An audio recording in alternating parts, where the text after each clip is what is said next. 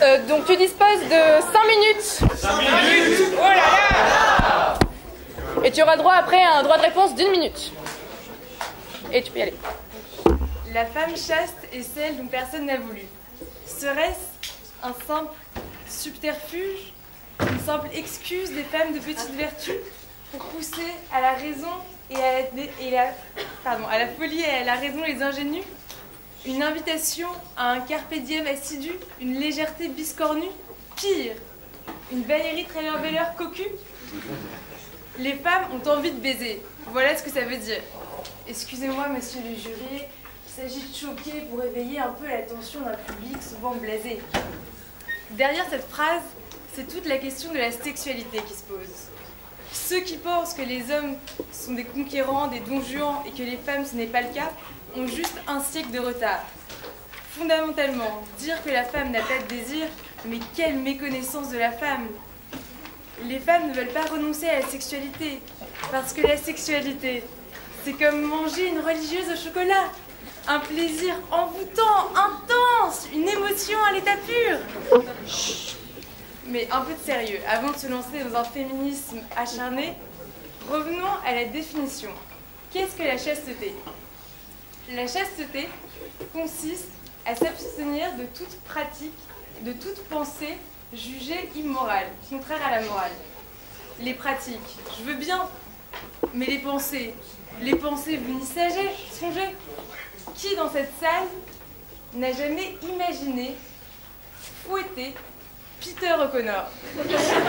Car qu'est-ce qu'on peut imaginer d'autre avec Peter O'Connor quand même? Qui n'a jamais songé à arracher la veste du magicien, du leader de métal parodique, Yann Kerninon? Bon, mais alors réfléchissons ensemble. Qui se cache derrière les femmes chastes? Qui sont les femmes chastes? Les bonnes sœurs? Les bonnes sœurs? Les religieuses. Exactement, et pas au chocolat cette fois. Mais attendez une seconde. Qui dans cette salle a déjà été mariée à Dieu? Car à en croire Thérèse d'Aquila, l'extase mystique serait comparable à l'orgasme. Et les bonnes sœurs, rappelons-le, se sont donné corps et âme à Dieu. Alors pourquoi une femme sensée, délicate, voudrait devenir chaste par choix, à part simplement pour occulter le fait que personne n'a voulu d'elle? Qui refuserait de monter au 7e siècle? Il y a une dernière hypothèse, c'est simplement que le mec avec elle était trop mauvais. Parce que je pense que la moitié de cette salle a aussi connu le mec qui embrasse comme une machine à laver, l'éjaculateur précoce, le garçon tellement obsédé par son pénis qu'il en oublie sa partenaire. Bon.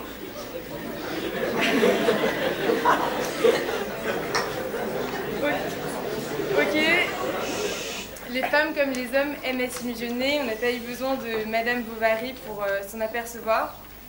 Et c'est vrai que vous les hommes, vous préférez nous faire croire que nous les femmes, malgré 4 ans de bière à l'essec, nous sommes restés toujours aussi belles comme eux le jour.